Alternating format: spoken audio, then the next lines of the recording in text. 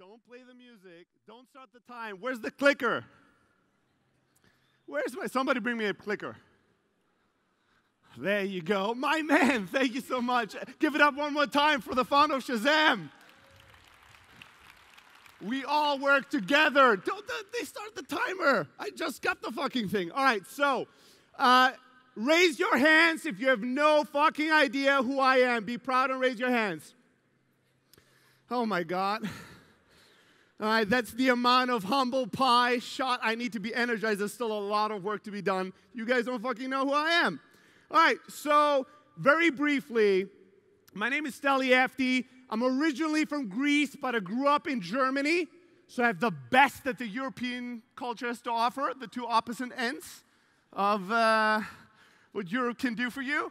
I'm a Greek Swabian, so I'm an oxymoron. All right, so I've done a bunch of businesses. Doesn't really fucking matter to you guys, but I deeply care about sales, and I'll tell you a thing or two about it. But first of all, I think that appreciation is the currency you pay the universe with, so I want to say thank you to the organizers to putting this amazing thing together and to inviting me for the third fucking time. I'm part of the inventory now. And then I thought about it, like, why am I coming here? What's the whole purpose of giving a talk or giving a speech if you don't fucking change the world with it? Why even show up? And I know this sounds a little, a little crazy. How could a talk or keynote change the fucking world? I'll tell you, the cool thing about changing the world is that you don't have to change everybody at once. You just have to change one fucking human being. And that's my goal for this talk. Just change one person and we change the fucking world. All right, let's see if we're gonna get that done. But before I get to that, let's talk about last year's festival and some of the unusual sales stories that I want to share with you in lives that changed, one of them being mine. This was the audience, my audience for last year's talk. And in the middle, you see a handsome guy. He and his girlfriend are here and they're smiling. And I'll zoom in for you. The green glasses, that guy, Alberto, stand up. That's Alberto. Say hi to everybody. So I've been here 3 years. Every year I tell people I'm hiring. If you want a job, come to me. And there's always a huge amount of people that come to me and say, I want a job with you. And then I always tell them the same thing. Sure, follow up with me. I'm drunk right now. I'm at the after party. I don't know what your name is. Just get back to me later. And they almost never do.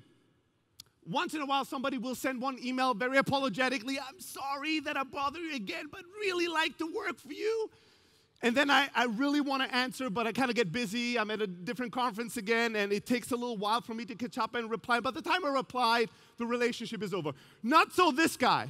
This guy was here, and he was hunting me everywhere I was. He was like there with his green glasses. He's like, Steli, how can we make this work? At the after party, remember him. He's like, Steli, what can I do for you? And he looks at me, he's like, I can teach you how to be fit.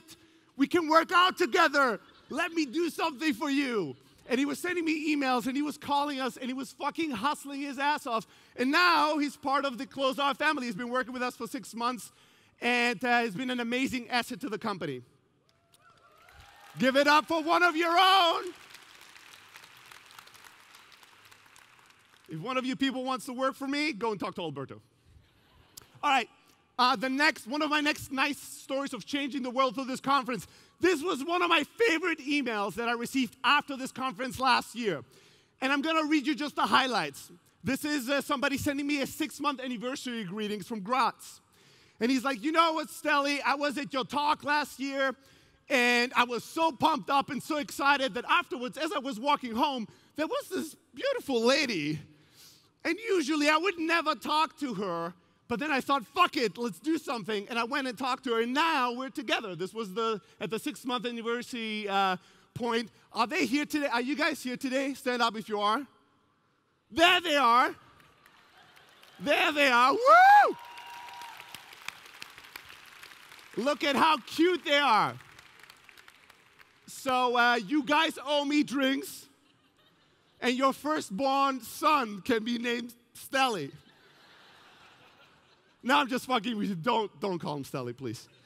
All right, so these are 2 unusual sales stories, and I'll tell you why, and I'll tell you what I want you to sell you today. My talk sales isn't everything, but everything is sales.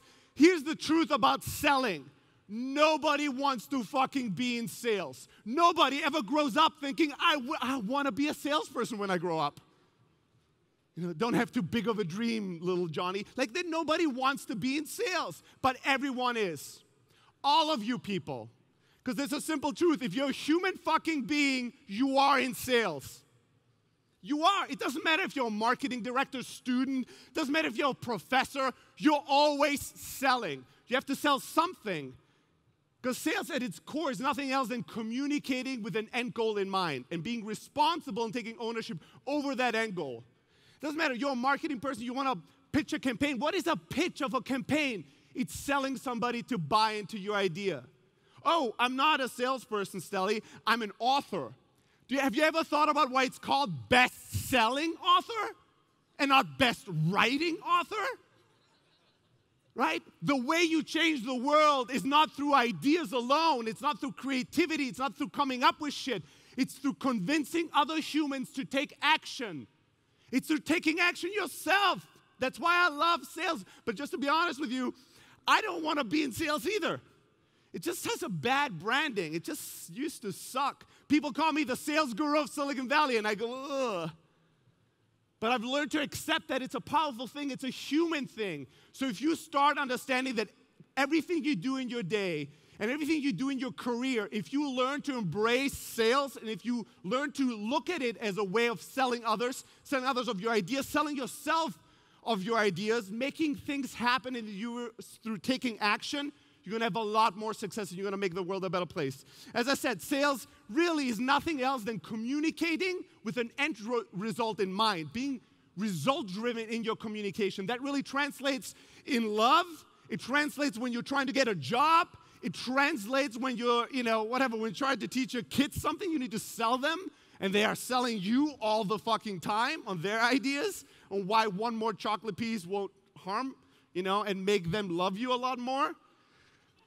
And since everything we do really in its core has a sales component, even if you're a fucking researcher, you're like, I'm a researcher, what the fuck do I have to do with sales? Well, how about your papers being published? Who does that? Is there some kind of a process you have to go through? Is there some kind of a theme you need your research to look like so people like it and publish it? You're always selling in one way or another. So if you are, you might as well get good at it. I know you guys don't like it. You guys are like, well, not me. I'm a marketing student, and I'm going to be a chief marketing officer one day. And that's awesome. I'm a CEO. Who gives a fuck? I still am selling all day long. At the end of the day, I need to convince people to take action. I need to convert things, not just start things, not just talk about things. As a human being, I'm responsible to make the world a better place by converting ideas, converting discussions, converting potential value into realized value. And the only way I can do that is through communication in a result-driven fashion. So, better get used to the thought that you're all in sales in one way or another every single day. And if you are, get good at it. Read a book. Think about it. What am I selling today? Who's selling me? And what? Right? Start thinking about life that way. And I know it sucks and it's a little scary because here's the thing that people hate about sales. It is uncomfortable. You know why? Because you have to put yourself out there. It's one thing to go, this is my idea. And it's another thing to go, this is my idea. Do you want to do it? Are you going to buy it? Are you going to publish it? That's scary. That will invite rejection. People will say, no, I don't like it. You stink. I need to go. Whatever, and that will not feel good. That's why we don't like to sell. We just like to propose ideas.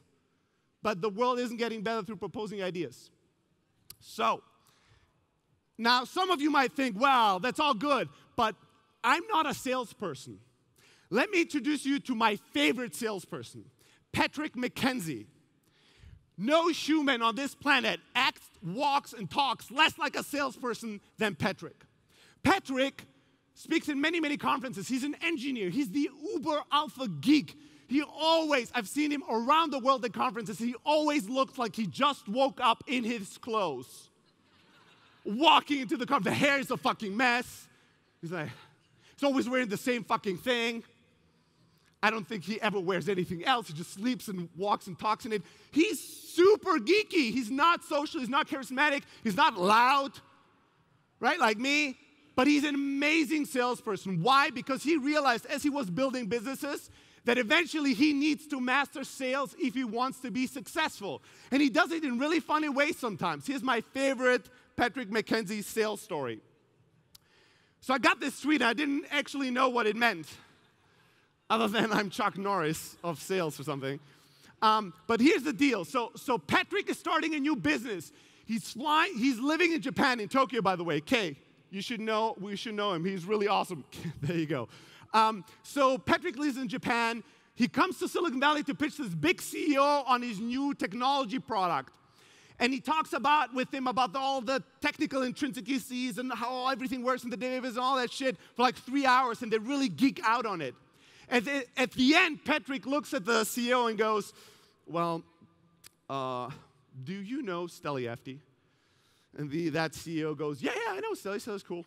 He's like, so if Steli Efti was here today, if he was sitting here, he would not allow me to leave without asking you if you're going to buy.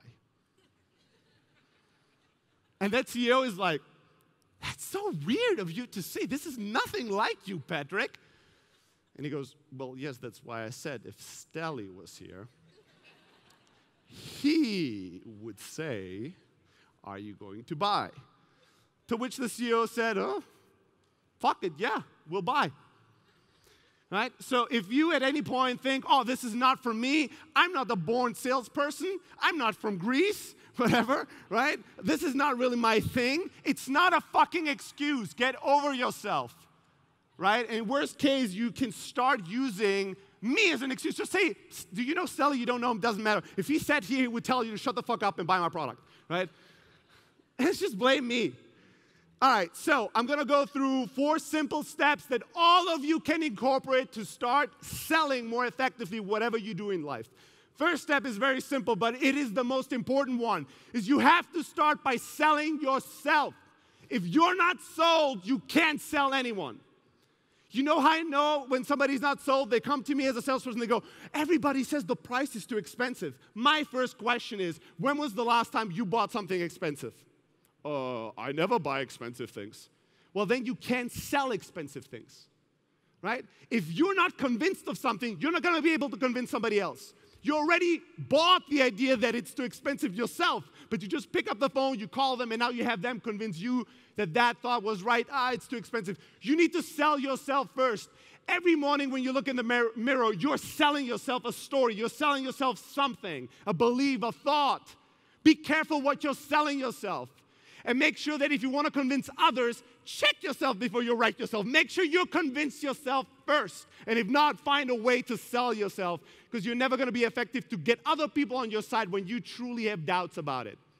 Step 2, once you're sold yourself, now show the fuck up and sell others. Pitch, show up, go at the after party and bother somebody. Send an email, send a follow-up email, say hi. By the way, for the next 2 days, let's take an example of this charming, good-looking, and amazing couple. If you see another human being that you're curious about, either in a sexual way or non-sexually, how about going and saying hi? Say, hi, Steli said I should say hi. That's it. That's the excuse. Hey, Steli Efti said I should come and say hi. Let's see if we can create some 15 seconds babies here.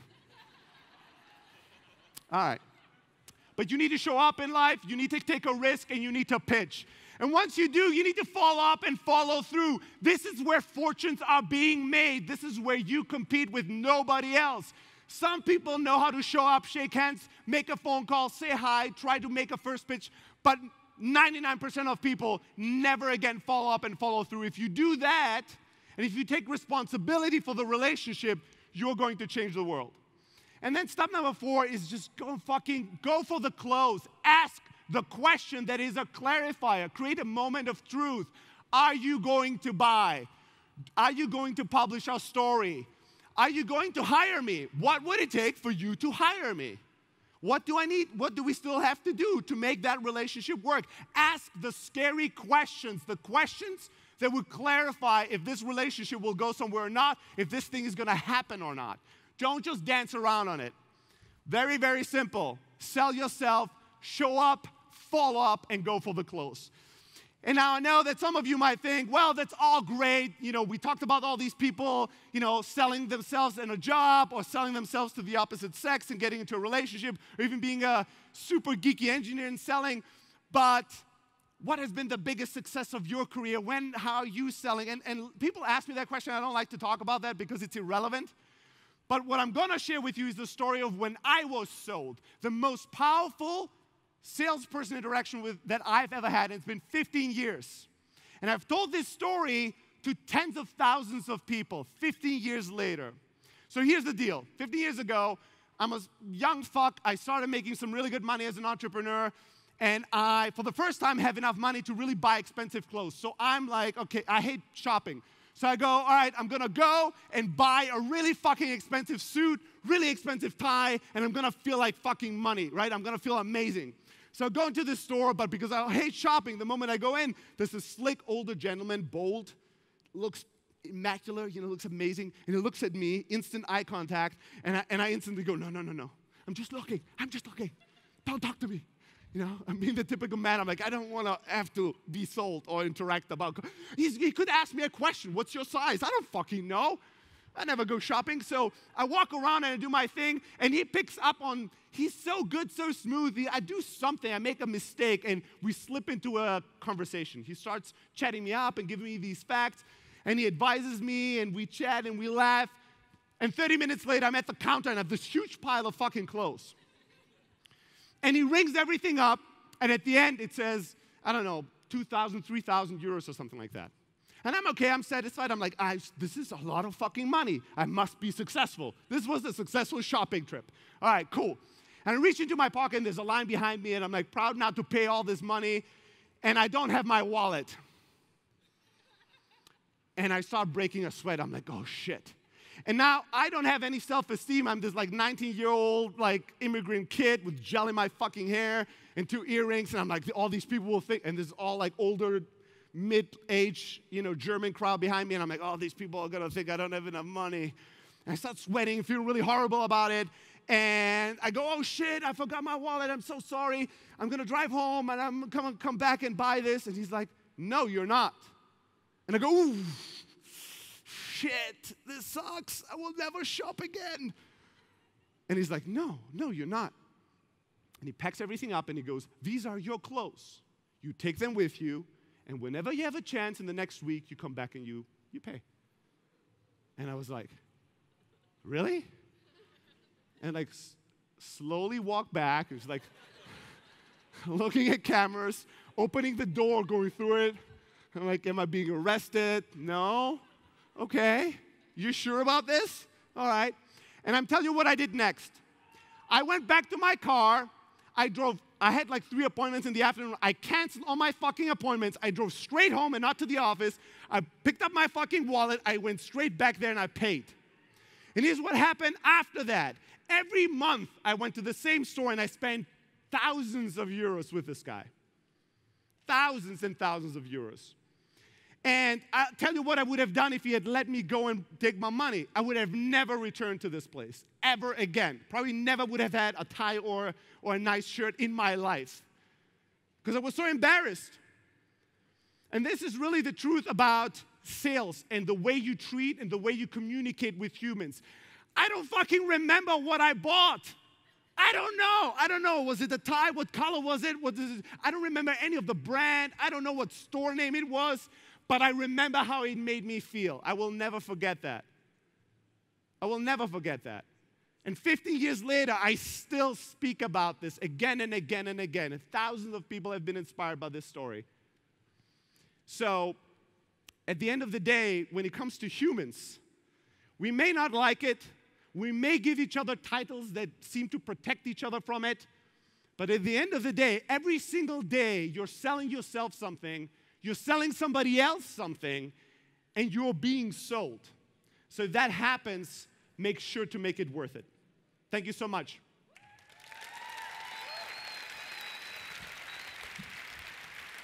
Steli Efti. And now it's time for the fucking Q&A. Yeah! Are there any questions to the Chuck Norris of sales? Who got some questions? Da, hier vorne links sind this. einige Fragen. Yeah. This is my favorite 15-second question asker over there. Hi, Steli. Hey. I've actually got a question regarding your company. Yes. We're hiring. Yeah, we're crying. No, actually, what would you do differently if you have the chance to create your business again? And my second question is, what are the big 3 tips that you can give to someone who want to set up a business? All right, so you have a lot of questions, young man. I like it. So I don't know. I mean, it's a great question, but the things I would change, the closeout was a result of a lot of companies where I fucked up. So it was the accumulation of doing things differently, and that's why it's much more successful. We could talk for hours, but I'd be more interested to hear your story to know what kind of advice is relevant for you. But the point is not what particular thing would I change, other than that if every year you don't look back at what happened and what you were thinking and who you were 12 months ago, and you don't think you were a fucking idiot, you have not learned enough. Right? So that's my measuring stick. If I think back of last year, what I thought and what I did, and I think everything was brilliant, I didn't learn anything this year. So as long as you measure yourself against yourself on that timeline, you're always going to progress and improve, and you're going to ultimately go where you need to go. And the tips and everything, let's talk about that afterwards. Okay. So we get some more questions in. Thank you so much. Hey, Hazal. Hi. Very high. I'm so thankful for this empowering presentation. Like, I'm really impressed. And you managed to empower me again and motivate me to step out of my comfort zone. And that's what you taught me last year. And you literally changed my life. Today I'm known to be the person who asks the most questions, be it at when I'm with my friends or at the university. Or wherever I go, I love asking questions, and I used to hate it. I used to hate speaking in public, and I really want to thank you for that. Thank you. And my question today is, sometimes you have to step out of your comfort zone, but there's still resistance sometimes. I still don't like doing it. Like, I'm in sales as well, and I hate asking people for money. Like, even if it's €2, I don't like it. And I wanted to ask you whether you have tips on how to actually like something that you dislike. All right, so that's a great question. Thank you so much. So how do you get outside your comfort zone? My number 1 tip on this is you don't have to like it. Don't even try for it, because if you like it, by definition, it's not part of anything that's outside your comfort zone anymore. So I don't try to, there's many things I don't like doing, and I do them every day, and that's what I try to focus on. I try to learn and master the art of going, I don't want to do, and then still doing it. Because there's always going to be something in life you need to do that you don't feel like it. I don't know how to reprogram myself so I like everything. Right? I will always not like something. The valuable skill is not learning to like it. The valuable skill is learning to act despite not wanting to. If you can train that in a small way, you build a muscle and it gets bigger and bigger and bigger and bigger. I didn't have a presentation this morning, and I didn't feel like making one. I really didn't. But I had to tell myself to shut the fuck up and suck it up and do it now. And I wanted to go to Facebook and my email and do some other things, and I had to force myself to get over myself. And that's really the valuable thing. So if you don't like it, see it as an opportunity to train that skill, because that skill pays. Thank you so much. Thank you. Ich würde auch gern Fragen außerhalb des Steli Efti Fanblogs ermöglichen. No. So let's try the other. Only over there. There's no other questions. Bitte. My question is about your step 1. Yes. When I first started my business, I found it very hard to sell it to myself because it wasn't how I wanted it to be at the end. I was in the beginning. Yeah. And because of that, I found it hard to sell to others. And I think a lot of people that start businesses have that feeling as well. I agree. Do you have any stories about that or any tips? Yeah, that's a beautiful question to ask. Thank you so much. So when life is messy, and new businesses, startups are particularly messy. it's not the way you want it to be. You have a vision for what the company will be in 20 years, but right now it's not that. It's just you in your pajamas, you know, and a website that's not loading and a logo that's ugly, right? I mean, that's the reality. Well, again, this is something I don't like either, but my tip and what I've learned over the years is to get comfortable with that messiness. You know, and really ask yourself important questions. Why am I doing this business? What is the value I can create for others? Right? A lot of times small businesses that try to sell to large ones come to me and go, but we are so tiny, they can do whatever they want with us. I'm like, no, there's a reason why they're at the table with you. There's a reason they're talking to you. You bring something of value. Your being small is actually powerful. It means you know more about this. You're going to act faster. You're going to give them better support, better service. There's a lot of ways to look at the messiness as a benefit. You're going to have less bureaucracy. You're going to give people a better service. You're going to make their lives better. Whatever the reason was that made you passionate to start, you need to zero in on what matters, which is, do I provide value to people? And ignore all the things that are not perfect. Because perfection is also just it's the desire to be safe. It's the desire to have comfort. It's the desire to look professional. It's the desire to be liked. Nobody will say my website is ugly. So I'm going to wait till my website is perfect before I do something. You need to fight that. And if the first version of what you do isn't embarrassing, you launch too late. Right? That's really it. Thank you. Dankeschön. Bisschen Zeit haben wir noch für eine weitere Frage. Gibt's Fragen? Somebody in the middle? Ja, genau. Machen wir so mit der Mitte.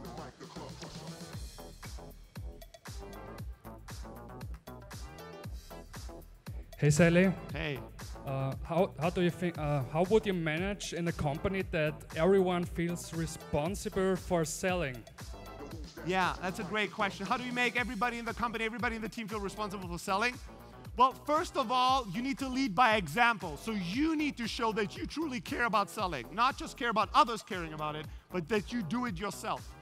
You need to tell people and educate them. You need to sell them on the idea. You can't just tell them, hey, sales is important, and then everybody acts differently. You need to sell them on the idea, why do we all need to have ownership in this? Why will this make the business a better business?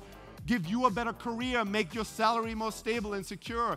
You need to pitch it to people again and again and again. And then you need to highlight the behavior you like. So if there's somebody on your team that is selling particularly and takes a lot of ownership, although they are not a salesperson, you need to praise that. You need to give that person a bonus. You need to highlight that. Highlight the behavior you want other people to replicate and reward it. If you do all these things, if you lead by example and you do it yourself, if you sell people on the idea again and again and again, and if you highlight the people that are already doing it, you have a shot. All right, thank you so much, everybody. Steli Efti. I'll see you all at the after party.